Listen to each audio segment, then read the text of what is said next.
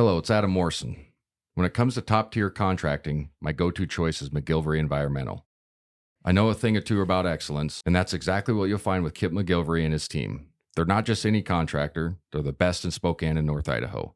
From start to finish, they ensure your project is completed with the highest quality results.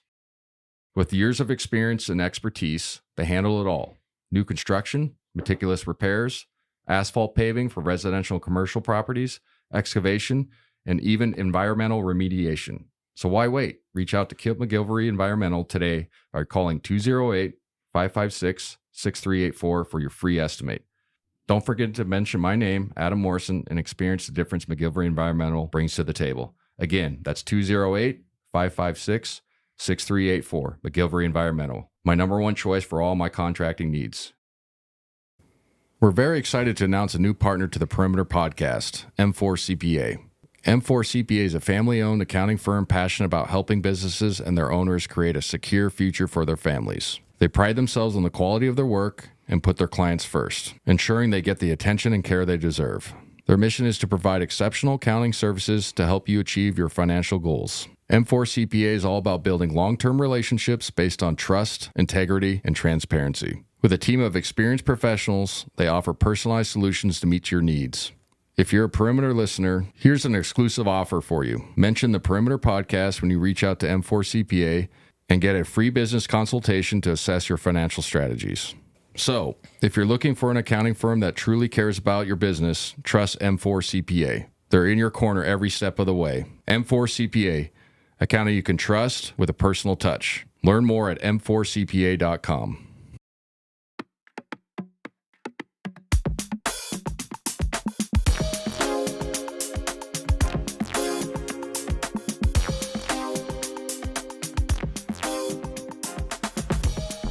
Back, Season 5, Episode 2 of The Perimeter, sponsored by McGilvery Environmental, Idaho Central Credit Union, and M4 CPA. Got one of my favorite guests on. My partner who does the radio, Tom Hudson. How many years has it been? Man, how about 24 for me? 24 years. Isn't Holy that crazy? Shnikes. Boy, you, man, when I first saw you, you didn't have any facial hair. Yeah, no shit. Right? That's a good one. I I mean, was like, probably a buck isn't that 85. crazy, maybe, yep. Still getting buckets, though, right? Yeah, you get a lot of buckets. You got a ton of buckets. But, yeah, and somebody was asking me how long you've been with me, and we always get in this conversation. You're always like, oh, it's like my fourth year. But, yeah, I think you might be in 8 or 9 now. Right? I think 18 is when you started. Yeah. No, so, yes, 8. This will be 8, I think, which is crazy. Yeah. I know, I always right? say, That's my I always whole say, point, I think about right? 5, you know what I mean? Like, yeah, I know. Huh. I know. So, yeah, it's been a good ride so far. Yeah. Again, the reason I like having you at the start of the show, and everybody knows this, or the start of the season, is you kind of are more in tune with the roster. Mhm. I like to coattail off you just like I do on the air. You know what I mean? But it gives people a good sense of the new guys. And then you have a good feel on, how our conference is going. And then, to be honest with you, I'm not looking up like how Portland's going to be this year. Yeah, you probably at least have one little. Yet. You probably have one like glance of, right. Hey, let's see how the bottom half of the league is going to be this year. And so anyway, first impressions. We went over our first episode of craziness, and it doesn't have to be long thought out because it's always kind of, I say it on the air, it's like, well, how do you judge it? Yeah. Unless somebody looks really shitty, that's the only time I take something from it. Right. If you're like, okay, he doesn't look the part. Yes, right. yes. Yeah. So what do you think? Yeah. No, I'm with you. I mean, I think it was pretty solid. I think the other thing you have to look at, look at Steele. Yeah. Right. I mean, Steele was That was super the best aggressive, part. which was awesome to see, you know, and he looked really comfortable, getting a couple of pull-ups, almost looked like you a couple times, Yeah, no, 100%. faking that 3 and getting into that little pull-up. Mhm. So, like, that was awesome to see, Yeah. Now, is that the Steele we're going to see all year? To your point of how much do you take out of it? I mean, Steele's probably not going to be quite as aggressive because we're going to be throwing the ball inside a lot and doing some of those things. Or I shouldn't say quite as aggressive, maybe not get quite as many shots, right? Yeah.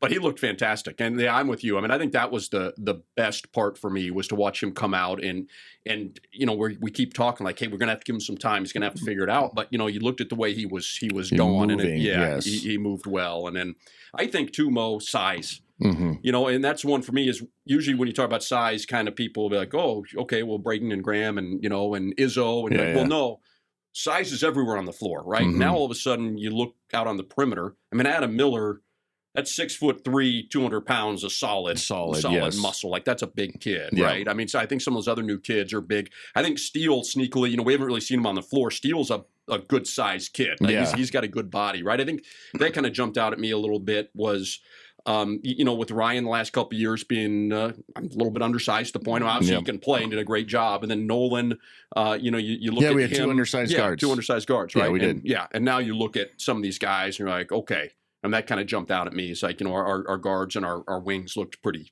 big. Yeah, I thought the pace was good. Obviously it's hard when you're going against the same guys and you're running the same sets all deal. And again, it's, you look at it with a grain of salt. We've had guys had great craziness in the kennels. I remember, I think my junior year, I didn't play very good. I didn't really give a shit. I meant that in a nice way, but I was just kind of like, all right, don't get hurt. Yeah.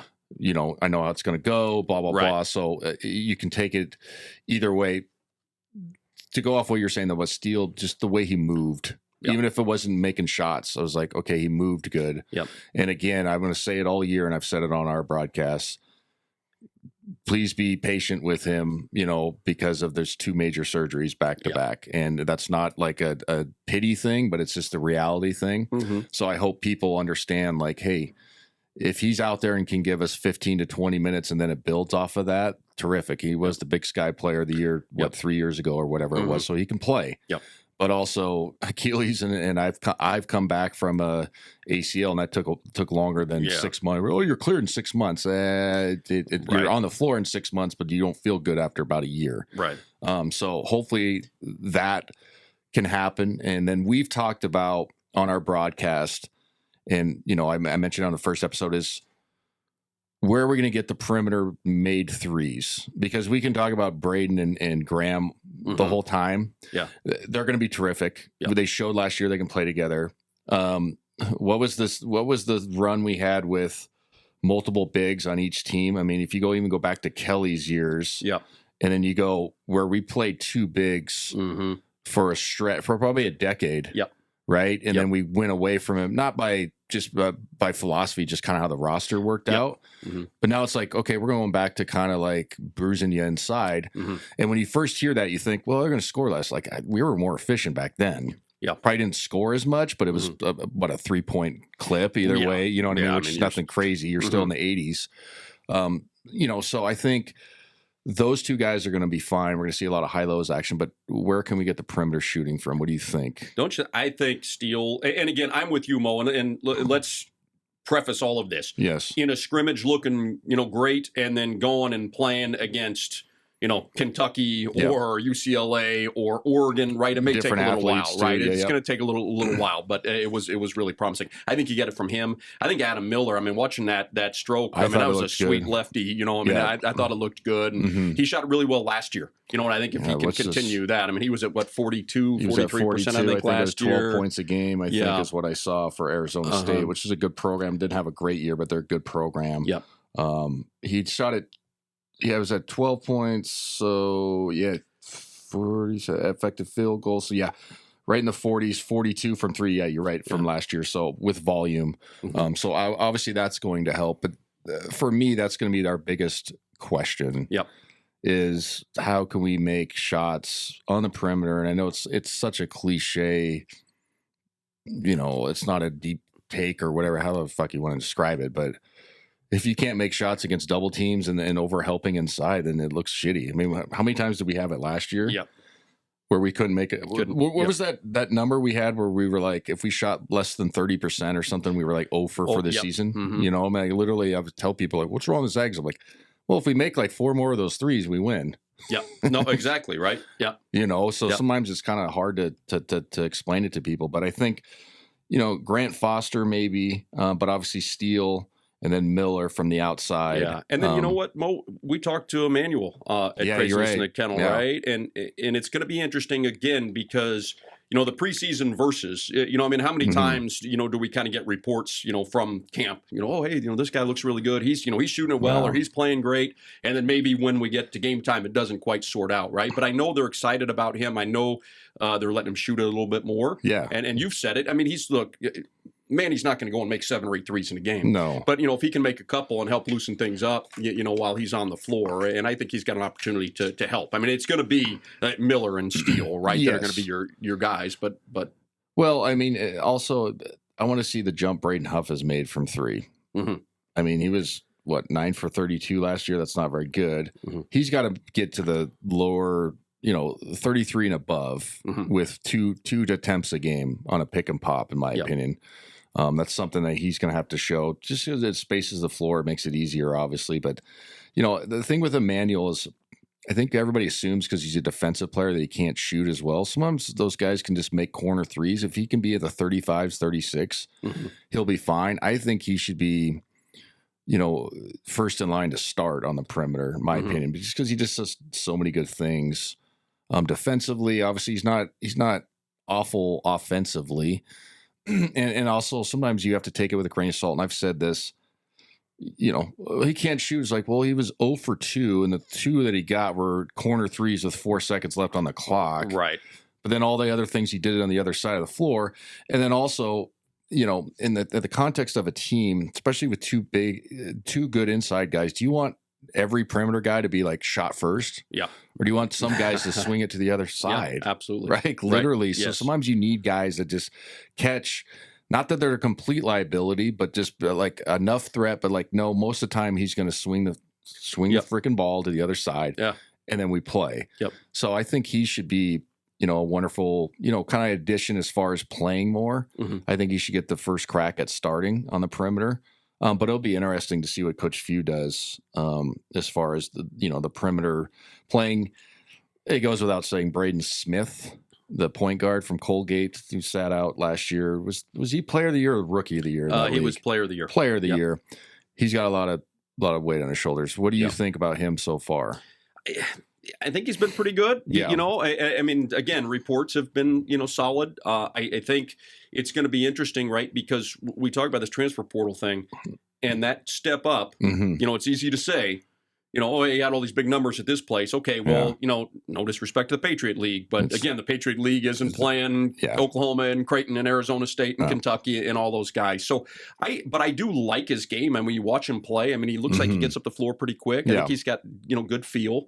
And I don't know. I mean, I think it'll be interesting. Obviously, there wasn't a lot of talk about him around here when he came out of high school, right? No. I don't know that we even because he was a Tacoma kid, right? Yeah, Isn't he? So he's a West Side kid, and but yeah, I think he's done okay. And I think that's another one of those things that gets lost in this day and age is that redshirt year. And we've had so much success. We could talk about it ad nauseum, but for him to say, okay, because he thought, when we talked to him, he thought he was going to play last year. I mean, his initial intention was to play. Oh, yeah, and then been the third guard. Yeah, makes sense. It's like, hey, what, I'm going to sit out and I'm going to learn. And so I think he's got a good head on his shoulders. He seems like a good decision maker from the little bit that we've seen him, So, I mean, I think for him, probably not trying to do too much, right? You've got a lot of talent surrounding you. Get the ball where it's supposed to be. We talked about Ryan, remember his first year, especially when we were in Honolulu. First 7 games, like he was 7 or 8 awful. games. He was trying terrible. to score. He was trying to do a ton of stuff that wasn't in his game. Yeah. Right. And then it's like, okay, now he's getting other guys involved. Now shots are opening up. Now he was able to score. But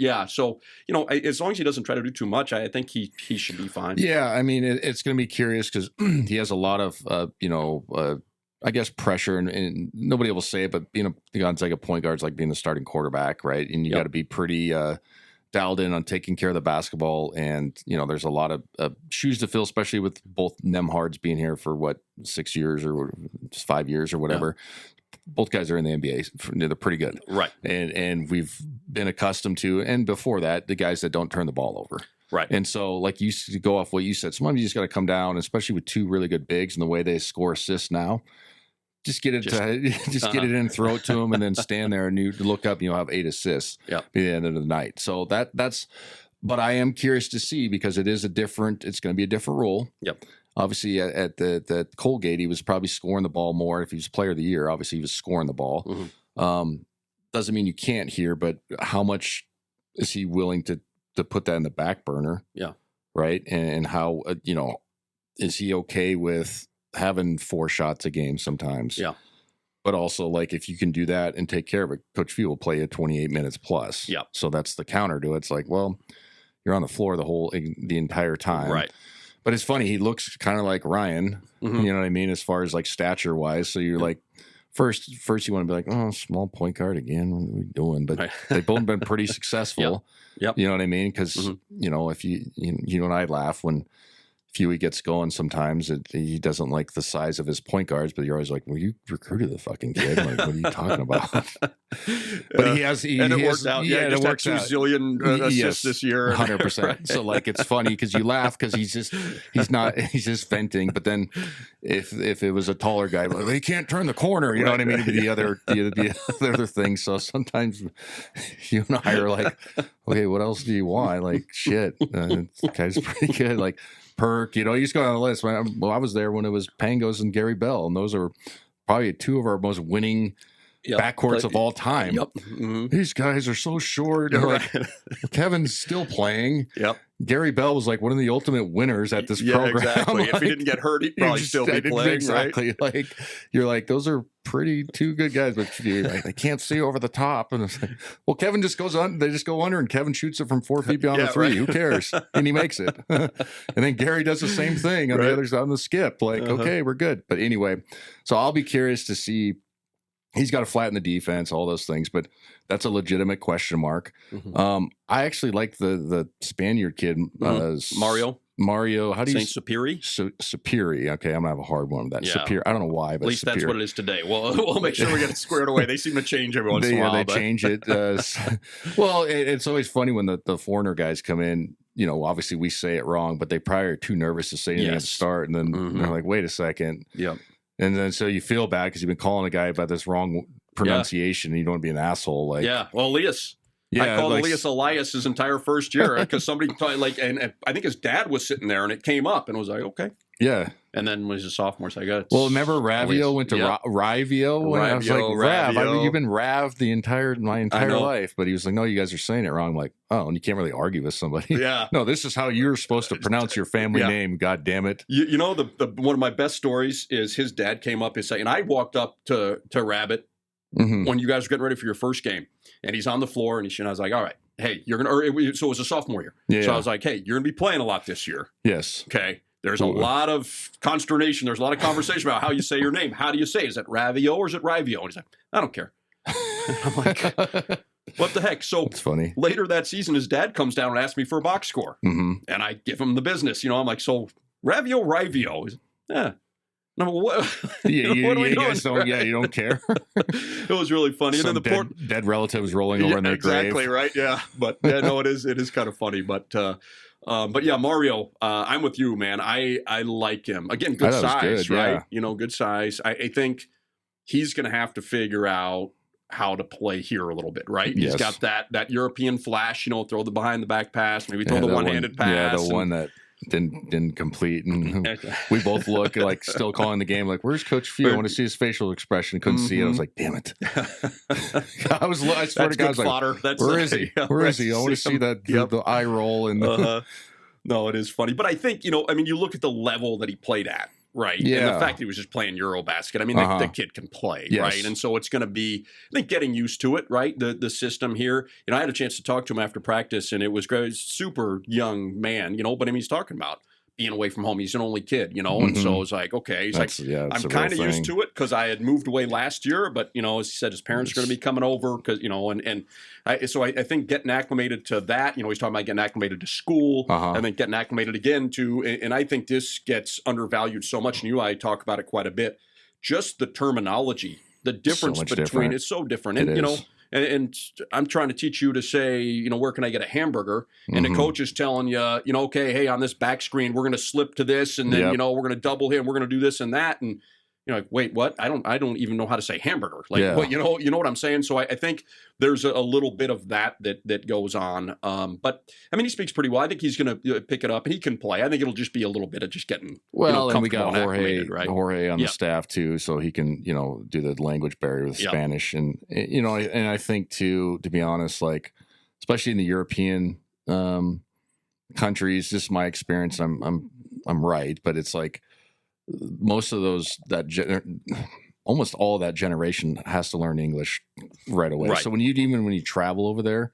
there's not really a language barrier unless you're going up to an older person. I don't mean that in a bad way. That's a good point. You know what I mean? So like, I think he'll have some terminology down, but again, having a native speaker in Jorge on the bench, just like, okay. Then Jorge was sitting there. He's like, oh, Jorge's my savior. He's like, I get to talk Spanish with him. He's like, exactly. No, you're right. So it makes it a lot easier. I thought, going through the roster again, I thought Davis Fogel, the freshman, looked good. Yeah. Top 40 kid from Anacortes. Then he went down to what's the place in Compass Prep down in Arizona. In Phoenix. And so he looked good. I think he was in Tyler Maya's little crew. Oh, okay. Or his AU program. So that's kind of a hardcore Gonzaga fans. Remember, Tyler played for a year and a half or whatever, then transferred, but was a great kid, blah, blah, blah. Yeah. Cool dude. I see him on the circuit stuff all the time. And has a great AAU program. So that's kind of a cool little tidbit that he probably was like, no, Gonzaga's a good spot. You know, these are good dudes and good program, blah, blah, blah. But he looked fine.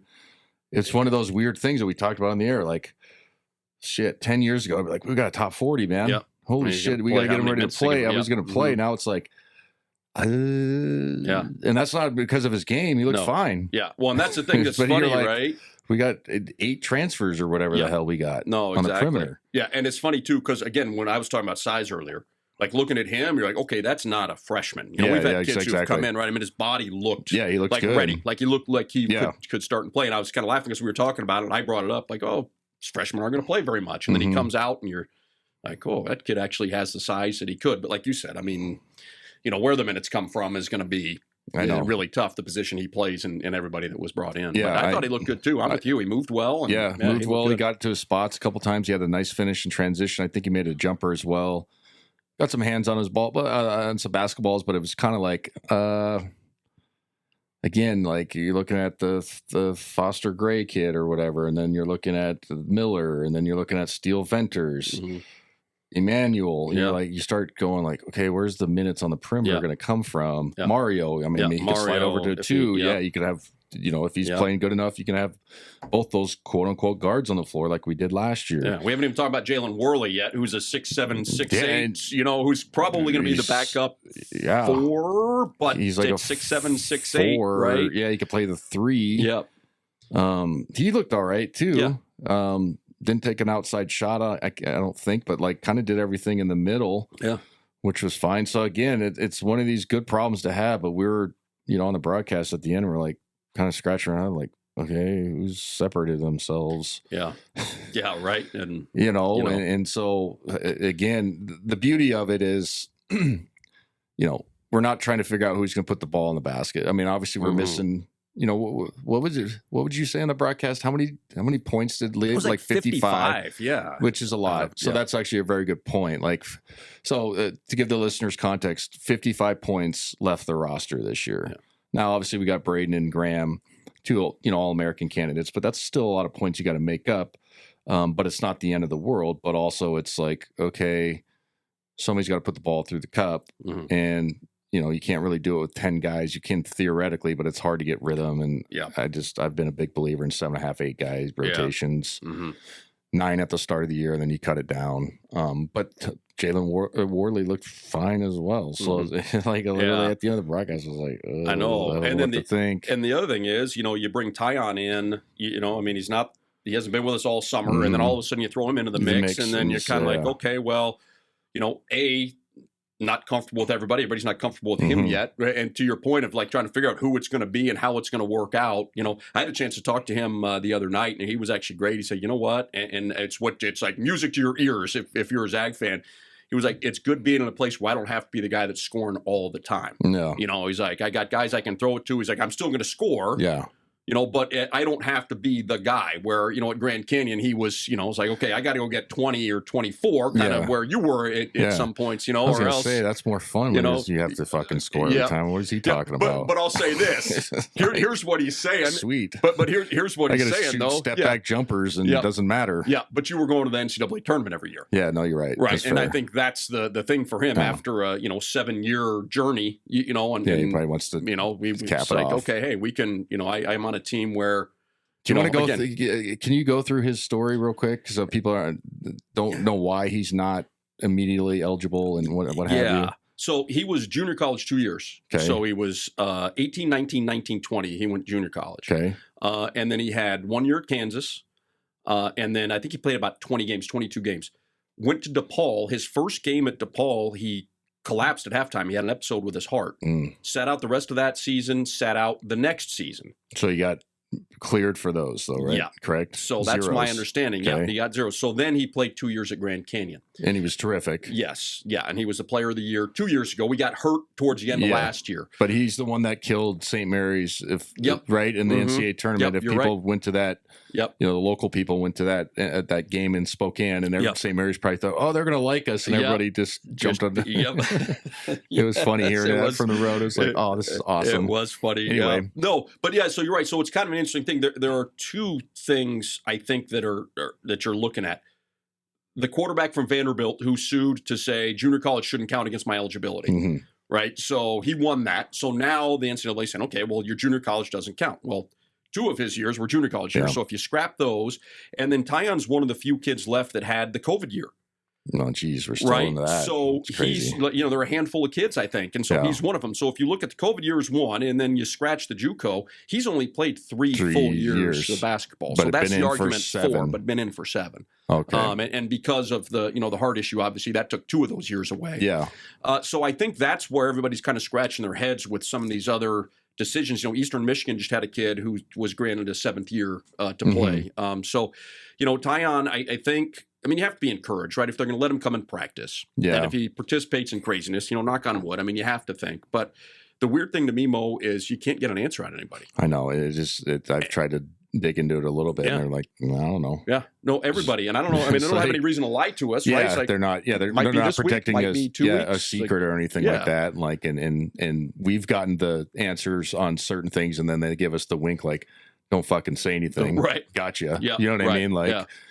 So anyway, it's curious. It's weird. And I saw something where they were talking, and I agree with this in principle, not necessarily with Tyon because of the, the heart issues and those things, but it sounds like some of the people out there are finally starting to decide that maybe the NCAA model shouldn't be 25 and 26-year-olds playing against 18-year-olds. This is never what it was intended to be. It's true. And so they're trying to maybe rein it back in, and maybe that junior college thing, the NCAA got to a point where they were getting sued left and right, and they were scared of what was going to happen.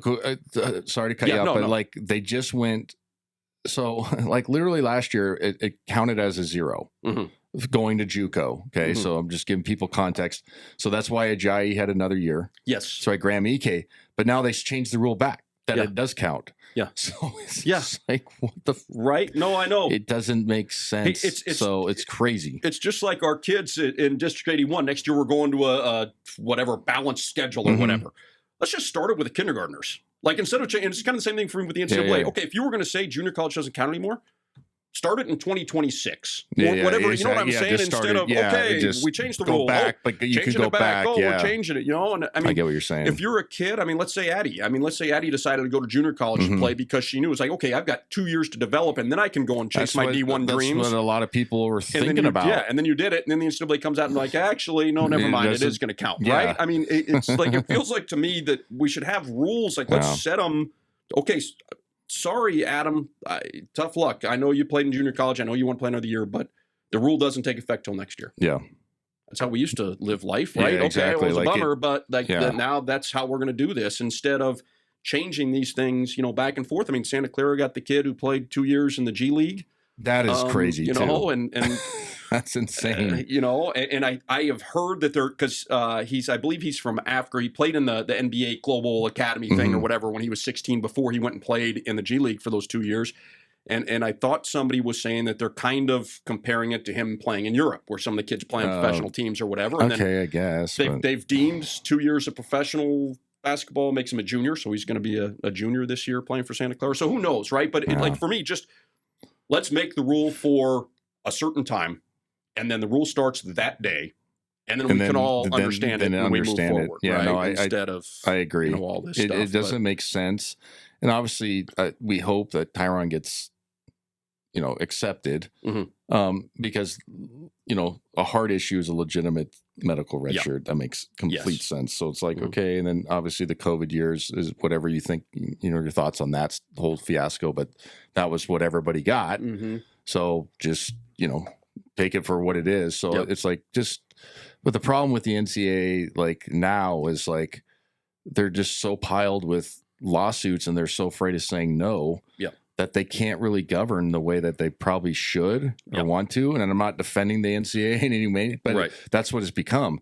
People kind of just look at it and be like, okay. And that's why I said it on a broadcast. I was like, is there any like rules anymore? Like what if they tell you no, you're like, but we can pay somebody. So what does it matter? Like, did you see that Wofford deal that those kids got for the food thing? The food thing. And you're like, so they lose eligibility. The coach gets fired because they were going to the fucking cafeteria by living off campus. That's what we're over. But now you can. Arch Manning's making $6 million a year to play football. Whoever, or whatever. We could go up to any of our boosters and God bless them and go, I need $1,000, and they can literally hand it to you in front of everybody.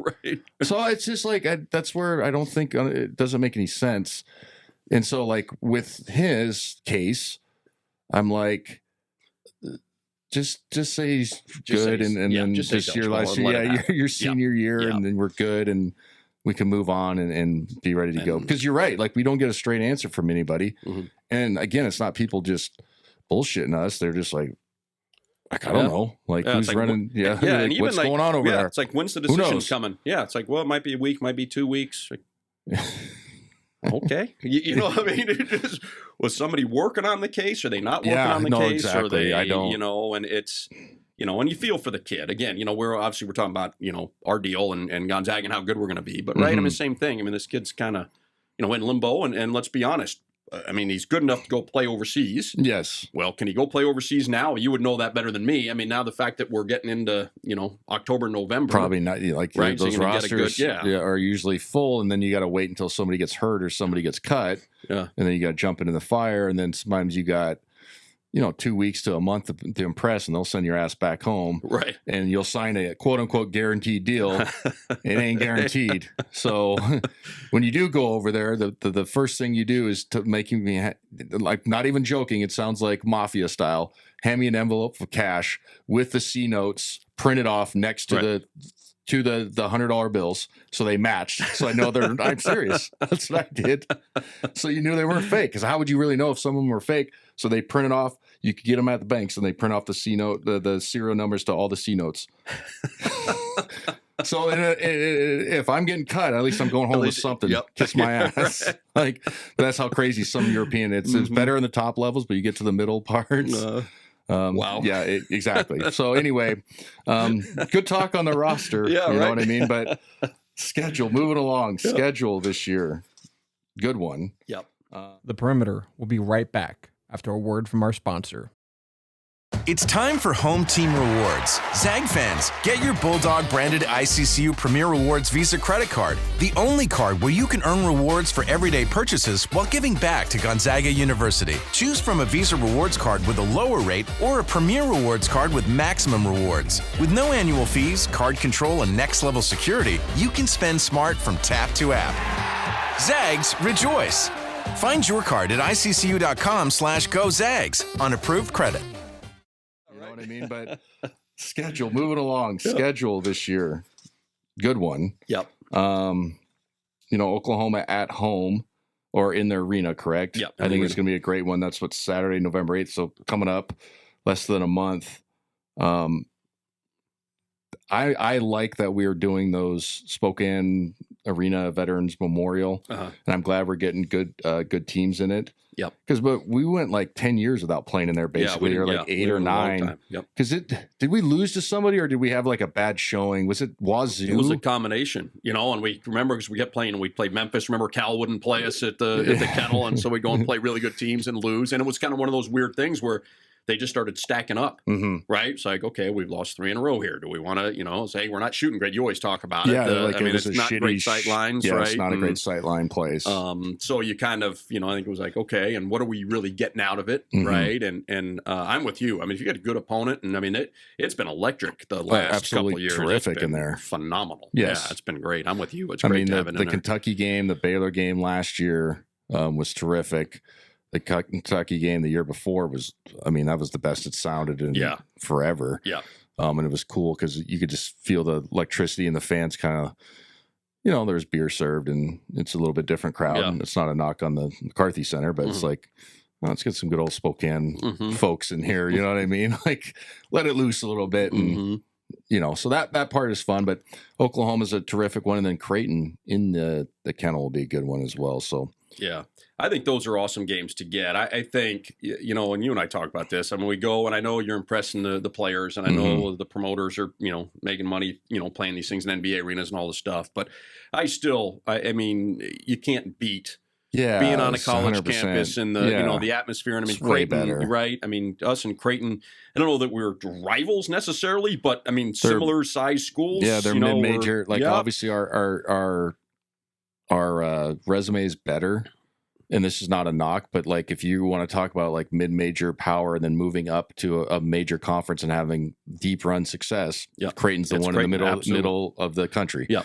And they're always the one you turn on Saturday and you're watching them and you're just like, oh my God, man, these guys can make a run. I'm obviously, we saw them in Indy that year, and we've played them. We played them a couple of times, and I think there's a lot of respect, right? And I'm with you. Like they've jumped up there. Well, he can coach, and then they just they always have NBA talent on their roster. They're always well built with good bigs, good shooting, like an NCAA tournament run. And then they coached their ass off. And then we played in that one year. Did we win that game at Creighton? We did. We did. It was a weird, like we played like noon, 10 o'clock in the morning or something. It's like a noon start, but they were serving drinks. I remember the student section walking out. All those empty 24-ounce cans. I was like trying to duck in there because I knew I was going to get some shit walking in there. So I like ducked in real quick and like put on the headset right away. But it was cool. But like I think that's a terrific rivalry or the series is what I should say that we should do, because going to Omaha was fun as well. So and they got great support. That's great too, support. right? It's a big old place, right? It was about 10,000 or something. It was bigger than I thought. Yeah, and like I said, the student section was good, and it's just a good like either team, win or lose, it's not going to be a bad loss for you. It's going to be a great win. Blah blah blah. Right. So I think it's just a great. And then like you said, playing at each other's buildings, because I mean the neutral site stuff's kind of fun. But shit, man, sometimes it's just like we get out there and we're like, you just got to lie a little bit. Well, it's a great atmosphere tonight. Right. Well, and the thing too, like the older I get, it's like, okay, and like Climate Pledge walking in there, you're like, okay, this is a different deal, right? Yeah. But I mean, for me, we walk into these NBA arenas and you're like, oh, seen it. Seen it. Yeah, 100%. Same place with a different name plastered on it, you know, and I love going to campuses and seeing the different stuff and the different traditions. And well, shit, going to Kentucky was the coolest thing. That's probably the coolest venue I've ever called a game, like a regular season game. Yeah, without a doubt. It was just like unbelievable. Obviously, us winning helped, but like, you're like, oh, this is a barn, but it's their barn. Yeah. And it's a cool barn. Right. Yeah. It's literally a barn. History in it. Yeah. It's like, this is their barn, and it's awesome. And I loved it, and it was like, ooh, I get it now. Yeah. But yeah, just having home and home or on campus games are terrific. At Arizona State will be an interesting one too. Yeah, because they're always a weird group as far as always super talented. Some years they're the brink of 500, and then some years they're a bona fide NCAA tournament team. But they're always the talented group, is what I'm trying to get at. So you kind of have to ignore the record. They're going to play their ass off. Coach Hurley's going to scream and yell at them. They get ripping and roaring. And he can coach, and then he has familiarity with UConn, his brother. You know what I mean? So there's state secrets that can be traded. Yep. That's true. Yep. No, you're right. With ease on how to combat whatever we run, and then that's usually a fan base that likes to get after it. And a coach who likes to get after it, and players who like to get after it. And we saw it last year here, right? Yeah. Where it's like, oh wait, we're in a ball game right now. Yeah. Okay, hey, this, they're not going to not play hard, right? I mean, they're going to fly around, and it's going to be, you're going to have to earn that thing, and it'll be interesting because obviously, you and I don't follow ASU to the degree, but I have to imagine that this will be one of their bigger on-campus games they've had in a really long time. Yeah, easily. So it'll be a heck of an environment. Yeah, it'll be good, and like obviously we travel well, so I'll be curious to see what pocket of tickets we can get. Mm-hmm. But I have people down in Phoenix, and they're already asking me. I'm like, guys, I can't get them. Like, you want to break out that credit card, go for it. Right. But it's like they ain't giving them away. I can tell you that much. And then we go to the players deal in Vegas. Thanksgiving, right? Is around Thanksgiving, November 24th. But we play Alabama. which would be a great one. And then Maryland, quote unquote, as well. And then if we win, do we Tuesday, play like? Then we win. We play the opposite side. Yeah, it would be like Iowa State. Or... So and that's right. That's that new event. It's kind of interesting because when they played it that one year, and there's NIL money and whatever, and they didn't get a lot of traction because they weren't on the right networks necessarily. But they're starting to obviously get it going, and it's a little different format. But they're so we go Monday, Tuesday, Wednesday. Should be nice. We'll be back home for Thanksgiving. Which we're flying back the next morning on Thanksgiving. Yeah, I will get up, get it done. I mean, hey, if we're in Hawaii, I mean, hey, we're staying and we're having turkey on the beach, but you and I have spent enough time in Las Vegas over the last 7 or 8 years. Yeah, no, you're right. I'm Vegased out. I've done like 35, 40 trips just in my entire life of hoops. Yeah. And it's mostly hoops too. Yeah. People think, you're going out there for fun. I'm like, I'm usually there somehow because of basketball. Every year. Yeah. At least twice. Mm-hmm. Yeah, I know. It's crazy. So it is crazy. Like, but can we stay off the strip? You know what I mean? You start getting to like, I don't want to be here right now. Yeah. It's $14.99 for a Fiji. I just lost $500 like blinking at the table. I want to go. Just want to go to the normal. I want to go to fucking Denny's, right, and then go to bed. And we're good. Yeah, no, exactly. But it will be good basketball. I mean, that's the thing, right? I mean, I think the basketball side of it should be all right. And I think those are some games that you kind of look at that pay dividends down the road, right? Yeah. You hopefully get a couple of wins down there, and I mean, obviously those Christmas and Thanksgiving tournaments are big for Coach Few, and it's big for our program every year. That's why we are who we are, is we get to go to these type of events, and you can stack some of those, NCAA tournament type wins. But sometimes they, you get one and the team falters, and you're just like, sometimes it can hurt you a little bit.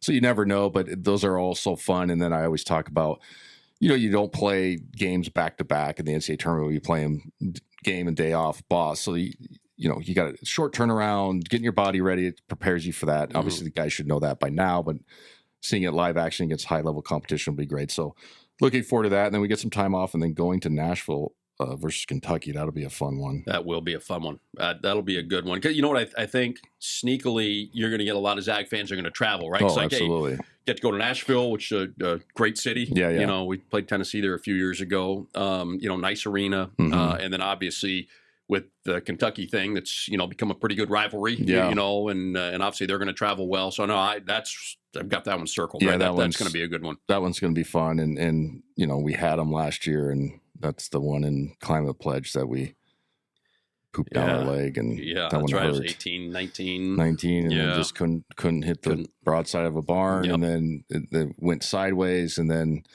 we had the fights in the stands behind us. Remember that? It was crazy. It was fun. Like it was like getting dicey, where you're like, oh man, like people are really like nose to nose with each other. Like you usually don't see this in college basketball. No. I loved it, but it was fun. Yeah.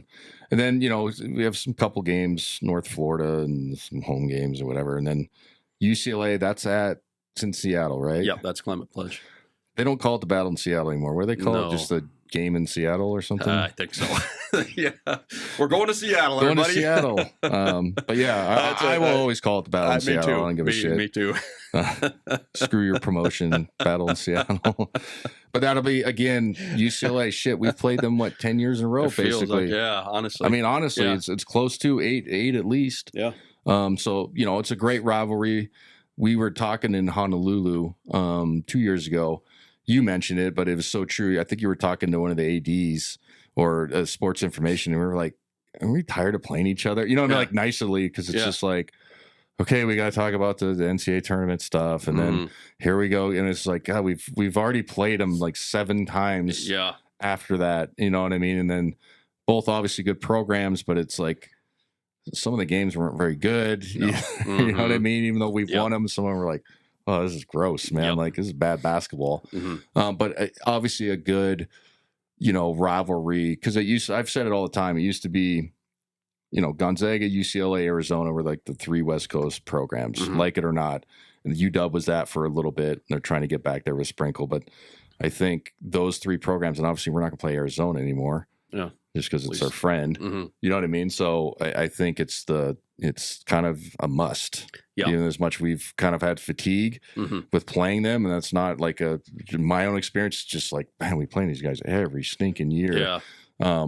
I think it's kind of a must because you kind of have to have those, regional rivalries, whatever you want to call them. Yeah, no, I think you're right. And I think it's right. It's good for West Coast basketball. Yeah. I mean, especially, at that time of year where everybody's starting to focus and, earlier and earlier, all those conferences are starting back east, the SEC and the Big Ten, to have a game where everybody says, hey, all right, hey, these are the two best programs or have been two of the storied programs out there on the West Coast. Like this, gets a little bit of attention. Well, they had us. I mean, they beat us in, what was that? Where were we at last year? Was it LA, the Clippers arena? Yep. Yeah. And they kind of surprised us. Yep. As far as I thought we were the more talented team, but they played harder and had a great game plan. And I know that one felt good for that staff. So there's more juice to this game now. Yeah, that's true. And then we got to say it. We'll bring it up. I'll bring it up when we get closer to this game. But how many have we lost in a row in Seattle? You even know that? A lot. Is it like, when's the last time we won that? Let's think this through. It's that people don't like to hear it, but the people need to realize it. Yeah, we haven't won since we played in Climate. So we've been at Climate Pledge three times, right? So we're 0 for 3. Yeah, Alabama kicked the shit out of us that one year, and that's the one we played at like 1 p.m. or whatever, and everybody's like, man, and they just came out bang, bang, bang threes. That's when they kind of got on the national stage. That's right, because their style of play was different. They shoot nothing but threes and layups. But remember that we were like, oh shit, we're down like 15. Fuck, it's like at the second media, like, we might not be coming back from this one. Like, well, at least we had some beers the night before us, and we don't have to fly on the team plane. All right. You know what I mean? Like, we were both like, oh, whoops. And then UConn last year. And then who was it? Or no, UConn the year before, then Kentucky. And then Kentucky, And the UConn one was similar, too, where it was like, this is different. Yeah, we were like, oh, we can't get across half court. We're entering our offense at 40 feet. Right. This is not going to work tonight, guys. Like, I remember that. Trying to like soften the blow on the radio, and I was like, that was different. That dribbling off our leg, and obviously it was one of the two back-to-back teams, but like defensively, like, our poor point guards Nolan and Ryan, like, and obviously terrific careers, but they literally were like entering the ball at 40 feet, like looking around like, oh God, somebody who can I throw it to? Like, Graham, bring it up, or whatever. It was bad. I mean, it was really bad. Like, oh, take this off TV real quick. But yeah, so 0 for 3 in Climate. When did we win last? Was it like... Well, because we hadn't played over there, and that was the other thing, too, right? It was that same thing. We stopped playing it. That's a good question, Mo. Shoot. Get out the Google machine or something. Well, it's probably been 10 years. Yeah, it's been a while. My point, 10 years since we've won, and so there's kind of a lot riding on this, because I know people get pissed off, obviously, rightfully so. There's a lot of fans over there. Only time they get to watch us, or people travel. And then we lay an egg. But now, but it's also the right. It's the I'm just the radio guy. Egg, I don't know, man. Yeah, shit. Right. But it's the chicken or the egg thing, right? It's like, okay, everybody wants us to play top 5 teams every night. You're right.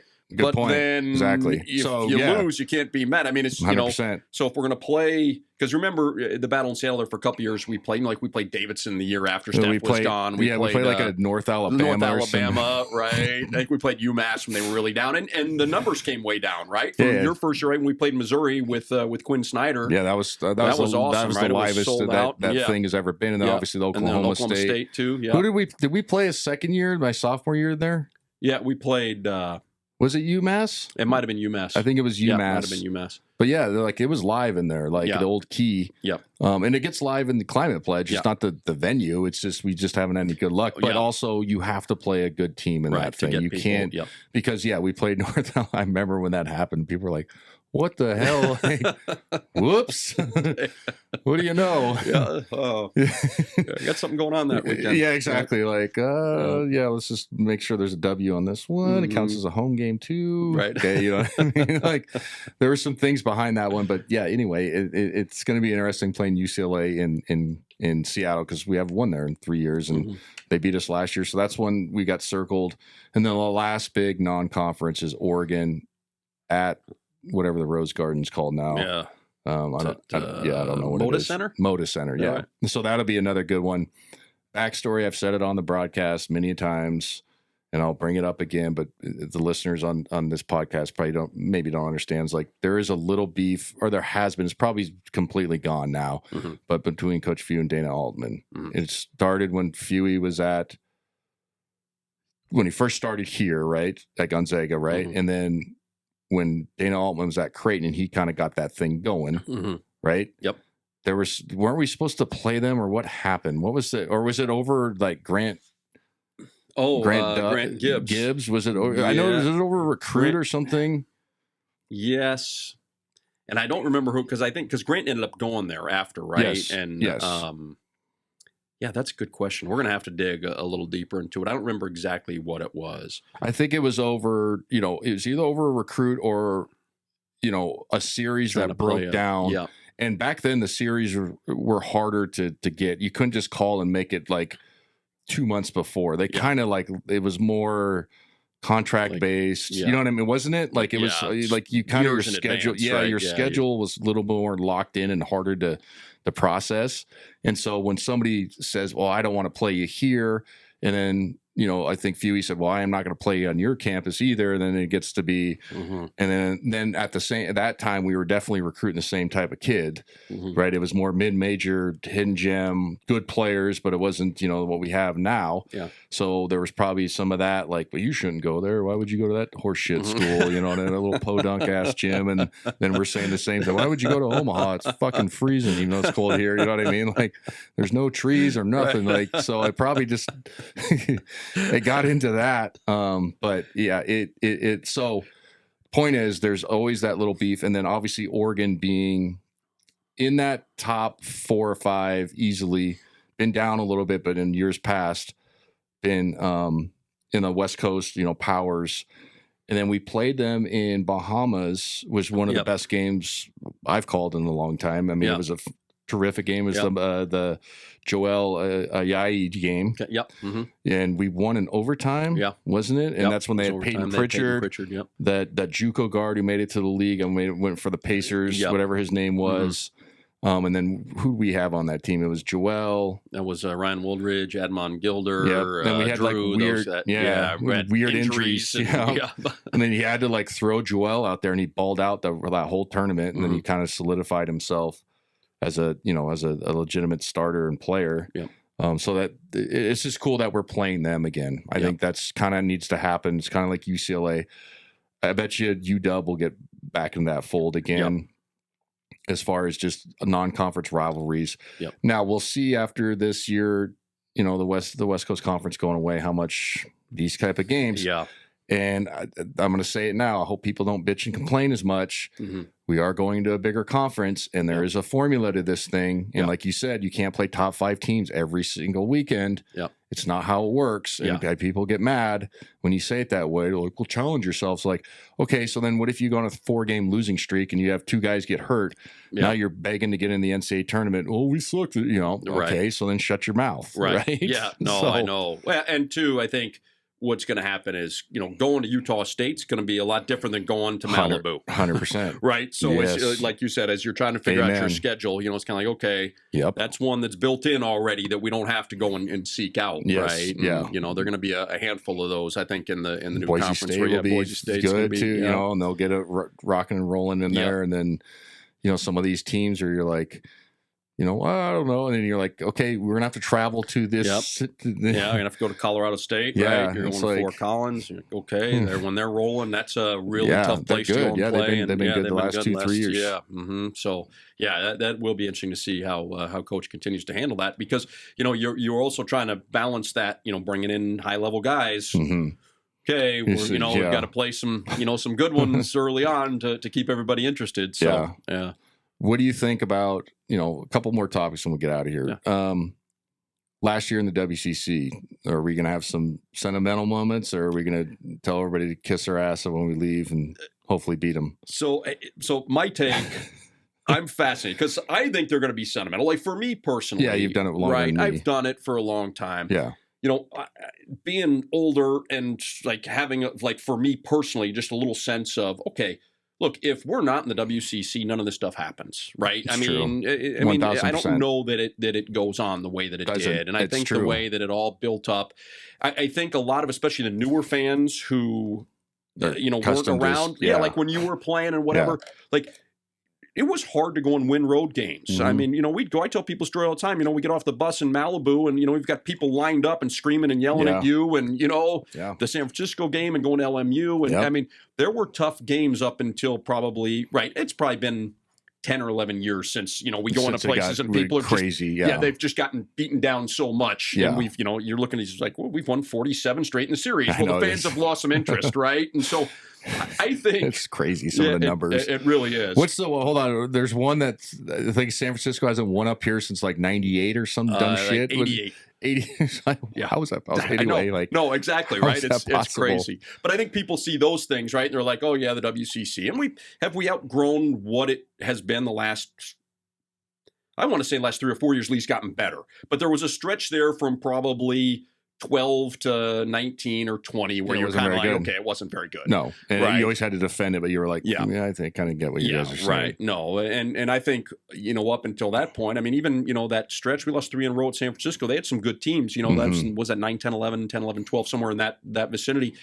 So like for me, I look back at it, I'm like, okay, I mean, this league helped build us and helped shape, who Gonzaga is. So, for me, there's some of that. I think what's going to be interesting, I have some frustrations that if these schools all would have started investing money in 2006 instead of 2022, we're getting new arenas and new practice facilities and all the other stuff that maybe it would be a little bit different. But yeah, I'm interested to see how people treat us. Because like for me, like I'm not going to roll into where we're not playing at LMU, like roll into Malibu and be like, can't wait to get out of here. We're actually going to be like, man, it's kind of going to miss this trip to Malibu. But you know what I'm saying? Like, I don't know that we're going to go to Portland and be like, oh man, to heck with you guys. I mean, I think. No. My point is like, obviously there's, playing in some of these small schools are great and small gyms. There's that aspect of it. And it's cool going to, seeing familiar faces, and it's not a huge production. It's more, it feels more old school, but also like, and I've told the story, like the bullshit we deal with in Malibu, like where they don't have fucking internet plug in, they don't have a plug in, and we're behind a camera, literally a camera that's calling, and we're up in the corner, and they're just looking at us like we're idiots, and you're like, no, like this, like we get it, it's radio, we get it. But this pays a lot of fucking bills. We need internet. And they're just like, really? We need electricity. We need electricity. Remember, they didn't even have electricity. Didn't have a power thing. So I was like, let's hand crank this fucking broadcast the entire night. Like that shit, I'm not gonna get over. I agree. Like some of it, I'm just like, or here's a little thing, and it's gonna sound funny, and I'm going on tangent here. Like at Gonzaga, we provide. There's food for the media. Okay. Whatever it is. Sometimes it's, leftover stuff, but it's like it's prepared right, but it's just like leftover stuff. Okay, great. There's some places where you can't find a candy bar. Yeah. No, and we're at the gym for we can't find a bottle of water for 6 hours. And you're just like, go get some hot and readies from Little Caesars. Put 5 of them out there. That's going to cost you what? $30, $50. And then we won't be pissed. Yeah. I just that little stuff annoys me because it's just like take care of your guests. You know what I mean? Like, so I'm not going to miss that bullshit. No. And what I'm fascinated to see along those lines is how people are going to treat us. I know. Exactly. Like is it going to be a, thanks for helping us get to the level of, I mean, no disrespect, but I mean, let's look at the Big West. I mean, they don't have a TV deal like the WCC has. We've helped. And ask Randy Bennett. 100%. Randy Bennett will tell you that our exposure and what we've done has helped him grow that program exponentially, 100%. Right? And you look at some of the other schools too, the opportunity to play games, on TV and on ESPN, prime time, and on ESPN right? too. So, well, you would never even. But Gonzaga's playing. They're ranked 12th. Let's see how San Francisco. It's a good game. You know what I mean? Yeah, no, exactly. Absolutely. Yeah. So it'll be interesting to see how people react. And I'll give the league some credit. They've gone out. I mean, they tried to get Grand Canyon and that thing. And I think that's still maybe going to be in the courts or something. But they went and got UC San Diego. They're trying to make it work and get things going. So yeah, hopefully it's okay. We're going to hear a little bit, right? But and some of those buildings are going to be 800 fans that are going to be getting after us. So, but that will be interesting, honestly, is to see how people react to us and what kind of crowds we get in the last year. Are the fans that haven't been coming to San Diego for the last 8 or 9 years? Yeah, they're going to be like, hey, last time to see them. Is this last time? So I'm curious too. And obviously, it goes without saying we want to kind of win the league. Yeah, I think last year. Yeah. We haven't won it the last 2 years regular season, right? Yeah. And then we lost 4 games in league last year. Yeah. And so we won the tournament, and that was one of our most satisfying wins, I've called. Just beating St. Mary's to obviously solidify getting the NCAA tournament again. But, we want to win this thing, and hopefully our guys understand it. But again, it goes back to so many new faces, like, hey, this matters to us, right? You know what I'm saying? Like, so let's win this league, win it outright. And get the heck out of here. But it's going to be weird too, because there are some good familiar faces that you see on the road, and they mean well. It's just a lower it's a lower different production. Yeah, so sometimes you're just like, and it's not like they're doing it on purpose. You're like, all right, good thing I brought a Nutri-Grain bar in my bag, like, to get me through the fucking thing, like. And then, I always have to go buy food. I just always go buy like a hot dog. And like, again, this is not me being like pompous, but sometimes I have to walk through the crowd, and I'm just, so then I got to answer like 10 questions. I'm like, I got to be on the air in like 40 seconds. And I'm not trying to be an asshole, but also like, I just want a hot dog and a pop to get me through this 4 hours. Type 1 diabetic. There's my excuse. Okay. I got to make sure I get through this thing. But also, I don't want to, like, what do you think the game's going to go tonight? Go watch. I have no idea. Yeah, right. What do you think about the line? Don't give a shit. No, yeah. It's like, don't bet on college basketball when the line's 28. Yeah, right. That's what I want to say to people. Like, fuck, good luck, man. Flip a coin. Yep. Just go play slots. It's more fun. So anyway, great show, man. I appreciate it. Yeah, no, it's great coming on, man. To like your new digs. Yeah, good spot. Brendan, the producer's done a good job. We've moved around a couple times, but he's found a nice little spot. It's pretty comfortable and a nice setup in here. And we'll have some good guests. We'll have you on again, probably right before the NCAA tournament, because you kind of help us. Like I said, I coattail a little bit. We'll have fun. Yeah. We'll do it a little later in the day. Yeah, we can have a few beers. Yeah. Are you ready for this year? Are you? I'm getting there, man. You know how it is. Getting dialed in. Yeah. It's kind of funny. I was just telling somebody with the kids, before, it's like, okay, like it's time to get out of the house. Like I've been around them. Now they're 14 and 12, and they can kind of take care of themselves, and it's not, so it's like, okay. You got to find, that was the easy motivation, but no, I'm looking forward to it, right? Because I think it's funny. You walk into craziness and you're like, okay, right? There's good energy, and you see some of the guys, and obviously excited to see some of these new guys. But great storylines this year, right? With Steele coming back, with Braden and Graham both being here. I think that I'll be fired up when we get rolling. It should be a great year. And again, what's the stat? We've won 25 games plus with 25 years in a row, or something. 18 years, or something like that. Something stupid. So. Again, when people ask me around town, I always reference that. I'm like, well, we won 25 games for 20 straight years. Then you see the look on their face. I'm like, I don't know. I mean, we were 26-9 last year. And everybody's close. Like, oh my God, we suck. It's like, no, we don't. Yeah. Shut up. But again, with all these new faces, sometimes it's like you just shrug your shoulder and go, just wait a couple weeks until we see them in live action. And we got a couple exhibitions coming up. Didn't we schedule another one or something? Yeah, like we got that? One on the 19th. The 19th, the 27th, I think. So that'll be good. And those are always fun to watch, just to, again, see the tentative rotation and all that stuff. But again, it's a grain of salt. But, we kind of hit the ground rolling with Texas Southern, and we've talked about them before. They're kind of sneaky always. Yep. You know what I mean? They've always got usually good players. They play hard. So you're just like, you're going to at least show you what you're made of. And then we start with Oklahoma and Creighton. But like I said, appreciate you coming on. Appreciate our sponsors, McGilvery Environmental, Idaho Central Credit Union, M4 CPA. Tune in next week.